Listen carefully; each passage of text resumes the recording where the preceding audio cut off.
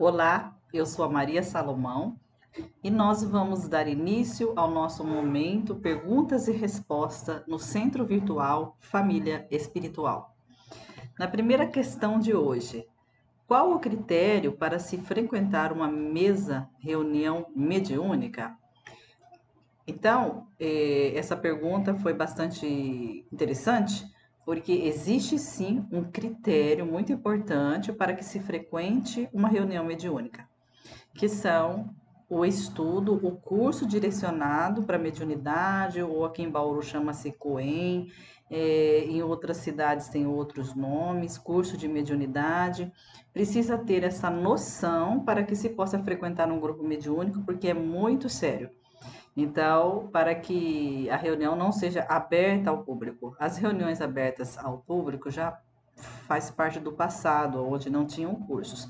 Então, todo centro sério, ele precisa que o frequentador faça cursos para estar presente em grupos mediúnicos, porque nós devemos o nosso respeito à espiritualidade e o espiritismo é uma doutrina muito séria. Questão número 2. Se o pai não sabe do nascimento do filho, ele tem alguma responsabilidade por não cumprir essa função? Não, se ele não sabe do nascimento do filho, como que ele vai ter uma responsabilidade, né? Nós somos responsáveis pelos nossos atos conscientes. O esquecimento do passado é outra coisa, aqui é outra questão. Aqui está falando do pai não saber que ele tem um filho. Então, como que ele pode responder por algo que ele não sabe? Então, a culpa maior aí é de quem escondeu. Então, tem que prestar muita atenção nesses detalhes, tá bem? Questão número 3. O mal é eterno? Não, nada é eterno. Só o amor de Deus por nós é eterno. O mal, ele faz parte aí do nosso processo de evolução. Com o tempo, a gente vai fazendo essa troca, né? Escolhas pelo melhor, escolhas pelo bem, praticando o amor de Jesus. E aí, tudo que é ruim vai deixando de existir e vai existir cada vez mais o que é bondade eterna. Questão número 4. Me falem sobre o amor de Deus e o amor ao próximo. Para praticar este amor, tenho que deixar as pessoas fazerem o que querem comigo? Não. Jesus já nos ensinara em um dos das suas palavras, em um dos seus ensinamentos. Sedes mansos como as pombas, mas astutos como as serpentes. Então, nós devemos ser mansos no acolhimento às pessoas e até mesmo nas respostas que a gente dá às pessoas. Mas nós devemos ser astutos como as serpentes, ou seja, a serpente ela observa, se ela se sentir ameaçada, ela não vai ficar ali só na observação, ela é bem esperta, então a gente tem que ser esperto também. Ser cristão não significa ser trouxa, nem ser bobinho. Nós precisamos ter maturidade e nós precisamos também entender que a gente tem que praticar o bem, tem que amar o nosso próximo, mas que esse próximo tem respeito por nós. Tem respeito pelas nossas ações, por quem somos, pelas nossas decisões. Se nós estivermos nas nossas decisões pautadas aí no amor de Jesus, nós estaremos amando o próximo. Então, amar ao próximo é não querer para ele aquilo que a gente não quer para nós. E amar a Deus significa amar esse próximo também. E Deus dá a resposta do seu amor por nós todos os dias, nos ofertando grandes oportunidades simplesmente de viver. Questão número 5. O paraíso existe? Aquele paraíso que prega aí a religião evangélica, onde está lá todo mundo, quando desencarna, o que foi escolhido, né? Lógico, no meio ali dos animais, da família, na natureza, aquela coisa bonita, isso não existe, né? Esse paraíso não. O paraíso, ele tem uma outra descrição, que é o estágio da consciência tranquila. É nós estarmos bem conosco mesmo, seja aqui enquanto encarnados, seja depois de desencarnados.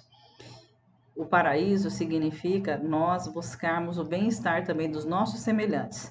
O espírito, quando ele evolui, ele fica muito feliz e vive num paraíso. ao perceber que o seu irmão, seja na terra, seja desencarnado, onde estiver, o seu irmão filho de Deus, ele está bem também. Esse é o verdadeiro paraíso. Então, nós precisamos descobrir valores e deixar essas conotações aí errôneas para trás. Questão número 6. Quando um espírito que foi muito mal cometeu todo tipo de crimes reencarnar e ao envelhecer tem Alzheimer, quando desencarnar, é socorrido e levado a um hospital espiritual ou vai direto para o umbral? Então, o espírito, uma pessoa, ela foi muito mal, cometeu crime, tá? Aí, de repente, no final da sua vida, com o velhinho, ele tem Alzheimer, passa a sofrer, então ele já está resgatando, começando o seu resgate aqui na matéria, já é uma oportunidade, né? Dele resgatar aqui na matéria os seus erros, né? As suas condições, os seus crimes na doença, já começa a resgatar, porque nossos resgates começam aqui mesmo. E aí, depois, a continuidade desse resgate vai ser sim no plano espiritual. Não sabemos se ele vai ficar lá no umbral quanto tempo, se não vai, é questão de cada um, mas ele vai dar continuidade ao seu resgate, até a totalização deste. E também vai reencarnar ali na outra existência, tendo que cumprir certas questões aí na sua natureza espiritual e física, de acordo com o que ele fez. Então, plantio e colheita. Não existe plantio sem colheita. Não existe. Questão número 7. As crianças que nascem e que pai não o reconhece ou abandona, isso foi planejado na espiritualidade? Não, a espiritualidade, ela não planeja jamais o nosso mal, o nosso mal-estar, o nosso sofrimento. Não, nós estamos aqui na Terra resgatando aquilo que a gente cometeu no passado. Muitas crianças são abandonadas por ações aí dos próprios genitores. Às vezes ela simplesmente houve um envolvimento ali que aconteceu para esse abandono. Outras, não, realmente veio para enfrentar essa situação e nessa situação ela vai aprender a dar valor ao que é família. Então, vamos dizer assim, vamos dar um exemplo aí meu, vou dar o meu exemplo mesmo, eu não tenho nem um pouco de, de constrangimento. Eu fui abandonada, morei numa rua, depois eu fui criada com uma família que não tive amor. Então, será que não era para eu dar valor à família? Vai que numa encarnação em passada eu não dei. Então, cada pessoa tem aí o seu kit. Então, cada caso é um caso. E muitas coisas que acontecem aqui no nosso planeta, ela acontece em virtude da própria maldade que existe no homem. Nem sempre foi planejado que a pessoa passasse por aqui, por aquilo, mas tudo que nós passamos é para o nosso melhoramento. Questão número 8. Qual a causa da gravidez tópica nos ovários? Será que o espírito reencarnante se recusa a vir? Existem várias respostas para isso. Primeiro, a gente se avalia aí nas questões das respostas da ciência e aí a gente vai para as respostas espirituais.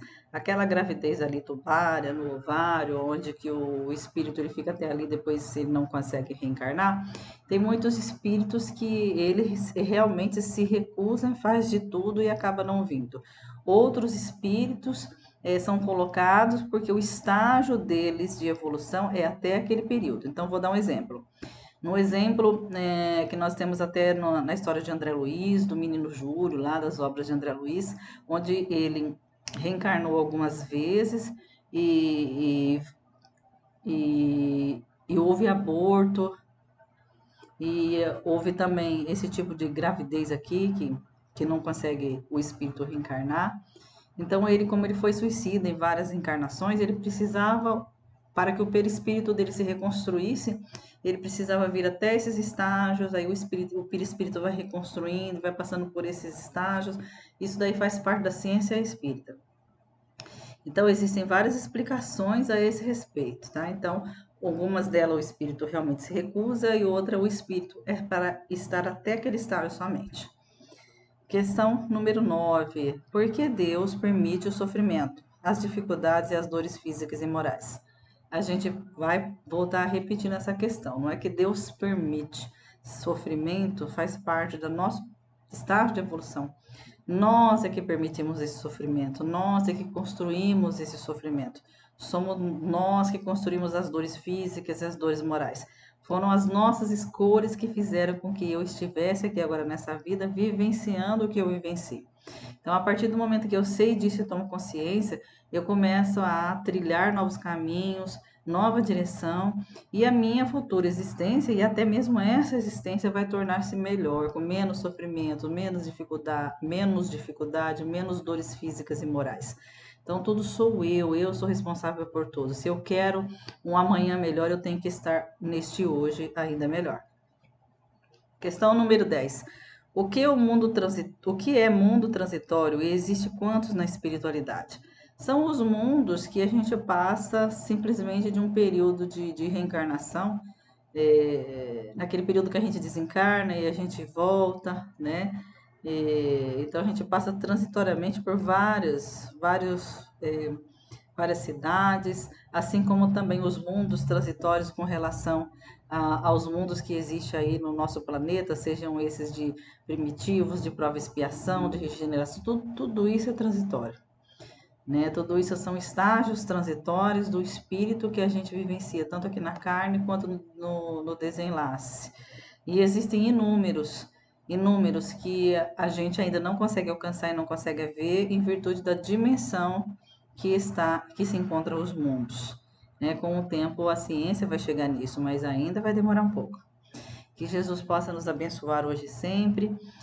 Aquele que tiver perguntas, envie para nós, para o momento perguntas e respostas. Sua resposta será respondida na segunda ou na quinta-feira.